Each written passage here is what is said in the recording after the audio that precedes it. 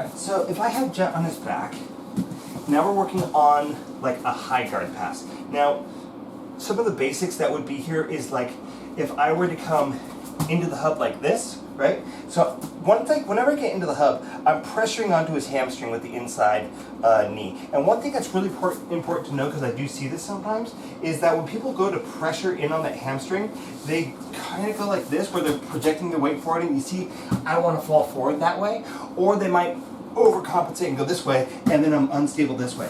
So remember that as your hips go forward, you have to become more vertical. You're going into that low squat position while maintaining that tension. So you want to have a very strong center of gravity.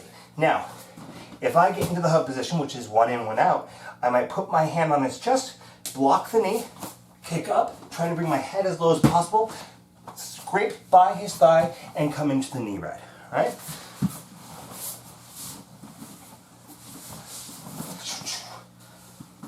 So, just coming into that hub position, and he's going to do this kind of donkey kick pass, right? Boom, pass, and he comes into a nice clean knee ride. Now, the things that I know that he wants, he's putting his hand on my chest to stop my chest from turning, right? So I want to make sure that if he's starting to do that kind of donkey pass, I want to get my hips over, right? I could potentially bring my leg over, right? I could use this as a block. I could block his leg like that, so he's going to have a harder time coming through, right?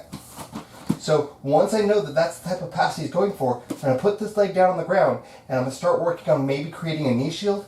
I can't follow that high leg. If he gets it high enough, I won't be able to follow it. So go ahead.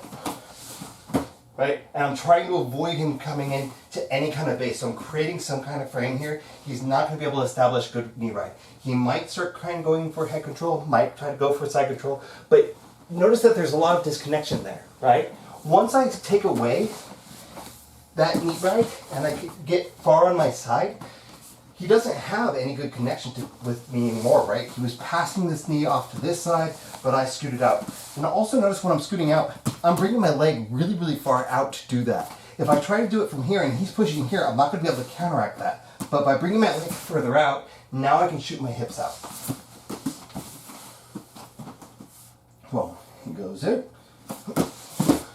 Right? He doesn't have a very clean path anymore because I've gotten far enough that I'm able to create at least some kind of blockage here, right? And from there, I could start to work on inverting or whatever to try to come back to playing guard or whatever, right? So, not my favorite thing in the world to do. If he is coming into the hub and potentially going for that, I might grab his ankle, right? That's a very, very easy prevention for doing that donkey kick pass because he can't lift his leg anymore, right? So if he tries to go for it, there's nothing. Yeah, see, he's already trying to go for like a knee cut or something else to try to counteract that. So if I can grab this ankle. I could start to shrimp out to try to create that angle so he doesn't have a clear path into the knee ride.